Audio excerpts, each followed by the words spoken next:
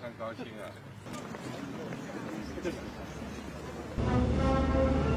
对亮相阅兵场，依次接受检阅。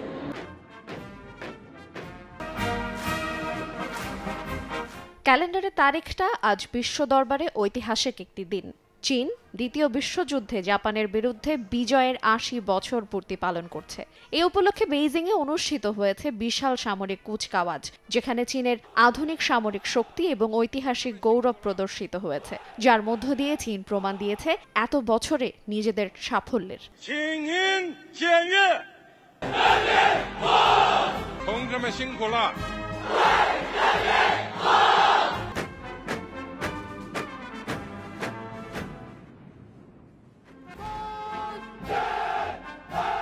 এক মঞ্চে দেখা গেছে চীনা প্রেসিডেন্ট শি জিনপিং, রুশ প্রেসিডেন্ট ভ্লাদিমির পুতিন এবং উত্তর কোরিয়ার সর্বোচ্চ নেতা কিম জং উনকে। অনুষ্ঠানে আরও উপস্থিত ছিলেন ২৬ দেশের শীর্ষ নেতারা।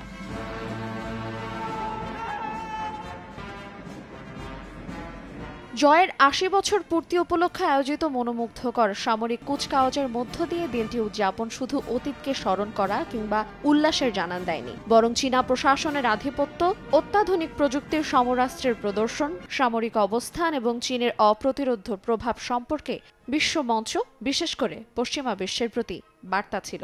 শুধু তাই নয়, অনুষ্ঠানে অতিথিদের উপস্থিতি জানান দেয় বেইজিং ও পশ্চিমা বিশ্বের মধ্যে বেড়ে ওঠা দূরত্ব।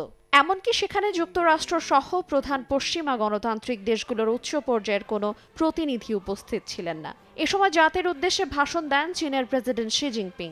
বলেন, চীনের পিপলস লিবারেশন আর্মি সবসময় সরকার ও জনগণের নির্ভরযোগ্য বাহিনী। এমনকি তিনি অনুষ্ঠানের উদ্বোধনে বিশ্ববাসীর উদ্দেশ্যে আরও বলেন, মানবতা আবারও শান্তি ও যুদ্ধে একটি গুরুত্বপূর্ণ সিদ্ধান্তের মুখোমুখি হয়েছে। পিপলস লিবারেশন আর্মি সবসময় দল ও জনগণের অবাধ আস্থার প্রতীক। সব কর্মকর্তা ও সদস্যদের উচিত নিজ নিজ দায়িত্ব নিষ্ঠার সঙ্গে পালন করা, দ্রুত বিশ্বমানের সেনাবাহিনী হিসেবে গড়ে ওঠা, জাতীয় ঐক্য ও ভৌগোলিক অখণ্ডতা দৃঢ়ভাবে রক্ষা করা। আজকের এই কুচকাওয়াজ শুধু অতীতের স্মৃতি রক্ষা করছে না, বরং চীনের সামরিক ক্ষমতা ও জাতীয় ঐক্যের শক্তি বিশ্বকে প্রদর্শন করছে। ৮০ বছর আগেই সেই জয়ের স্মৃতি আজও চীনের মানুষের হৃদয়ে জীবন্ত এবং তারা তাদের দেশের উন্নয়ন ও নিরাপত্তায় বদ্ধপরিকর।